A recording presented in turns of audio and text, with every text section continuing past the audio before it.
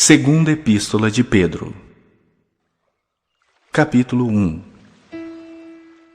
Simão Pedro, servo e apóstolo de Jesus Cristo, aos que conosco obtiveram fé igualmente preciosa na justiça de nosso Deus e Salvador Jesus Cristo. Graça e paz vos sejam multiplicadas no pleno conhecimento de Deus e de Jesus, nosso Senhor. Visto como pelo seu divino poder nos têm sido doadas todas as coisas que conduzem à vida e à piedade, pelo conhecimento completo daquele que nos chamou para a sua glória e virtude, pelas quais nos têm sido doadas as suas preciosas e muito grandes promessas, para que por elas vos torneis coparticipantes da natureza divina, livrando-vos da corrupção das paixões que há no mundo. Por isso mesmo, vós, reunindo toda a vossa diligência, associai com a vossa fé a virtude, com a virtude o conhecimento, com o conhecimento o domínio próprio, com o domínio próprio a perseverança, com a perseverança a piedade, com a piedade a fraternidade, com a fraternidade o amor. Porque estas coisas, existindo em vós e em vós aumentando, fazem com que não sejais nem inativos, nem infrutuosos no pleno conhecimento de nosso Senhor Jesus Cristo. Pois aquele a quem estas coisas não estão presentes é cego, vendo só o que está perto, esquecido da purificação dos seus pecados de outrora. Por isso, irmãos, procurai com diligência cada vez maior confirmar a vossa vocação e eleição, porquanto, procedendo assim, não tropeçareis em tempo algum. Pois desta maneira é que vos será amplamente suprida a entrada no reino eterno de nosso Senhor e Salvador, Jesus Cristo.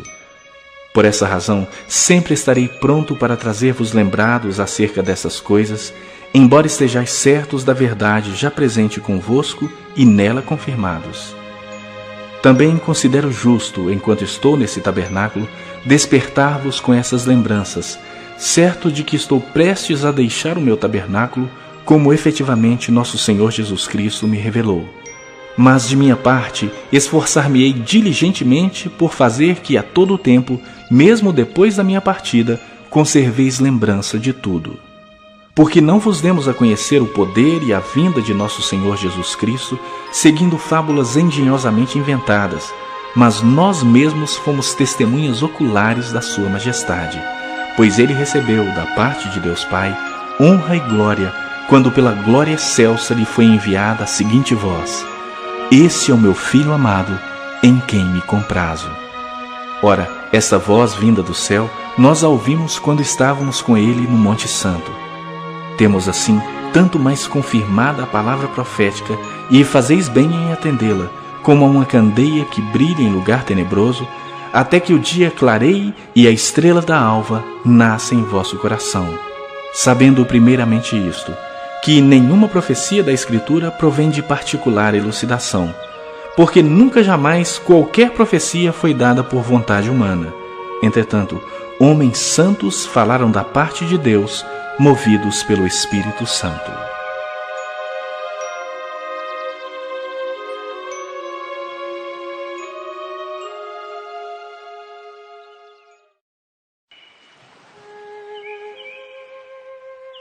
Capítulo 2.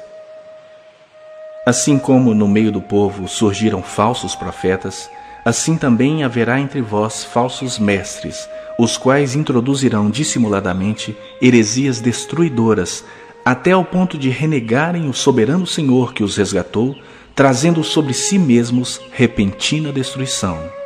E muitos seguirão as suas práticas libertinas, e por causa deles será infamado o caminho da verdade.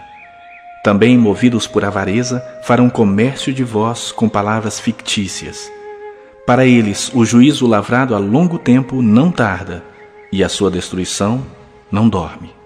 Ora, se Deus não poupou anjos quando pecaram, antes, precipitando-os no inferno, os entregou a abismos de trevas, reservando-os para o juízo, e não poupou o mundo antigo, mas preservou a Noé, pregador da justiça, e mais 7 pessoas, quando fez vir o dilúvio sobre o mundo de ímpios, e, reduzindo a cinzas as cidades de Sodoma e Gomorra, ordenou-as à ruína completa, tendo-as posto como exemplo a quantos venham a viver impiamente, e livrou o justo Ló, afligido pelo procedimento libertino daqueles insubordinados, porque esse justo, pelo que via e ouvia quando habitava entre eles, atormentava a sua alma justa cada dia, por causa das obras iníquas daqueles.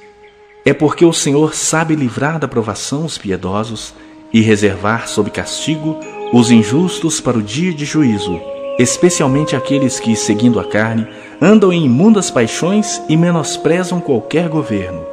Atrevidos, arrogantes, não temem difamar autoridades superiores, ao passo que anjos, embora maiores em força e poder, não proferem contra elas juízo infamante na presença do Senhor.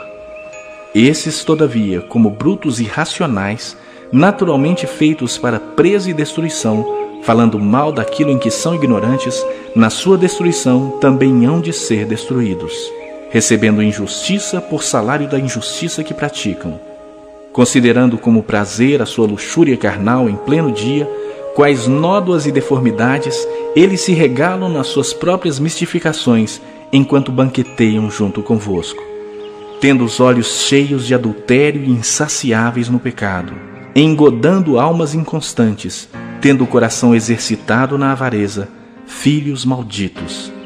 Abandonando o reto caminho, se extraviaram, seguindo pelo caminho de Balaão, filho de Beor, que amou o prêmio da injustiça, recebeu, porém, castigo da sua transgressão, a saber, um mudo animal de carga, falando com voz humana, refreou a insensatez do profeta. Esses tais são como fontes sem água, como névoas impelidas por temporal. Para eles está reservada a negridão das trevas, porquanto, proferindo palavras jactanciosas de vaidade, engodam com paixões carnais por suas libertinagens aqueles que estavam prestes a fugir dos que andam no erro, prometendo-lhes liberdade quando eles mesmos são escravos da corrupção, pois aquele que é vencido fica escravo do vencedor. Portanto, se depois de terem escapado das contaminações do mundo, mediante o conhecimento do Senhor e Salvador Jesus Cristo, se deixam enredar de novo e são vencidos, tornou-se o seu último estado pior que o primeiro. Pois melhor lhes fora nunca tivessem conhecido o caminho da justiça, do que após conhecê-lo, volverem para trás, apartando-se do santo mandamento que lhes fora dado. Com eles aconteceu o que diz certo adágio verdadeiro: o cão voltou ao seu próprio vômito, e a porca lavada voltou a revolver-se no lamaçal.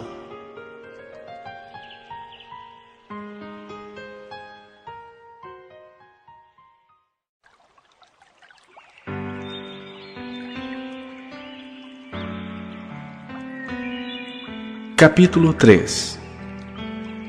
Amados, esta é agora a segunda epístola que vos escrevo.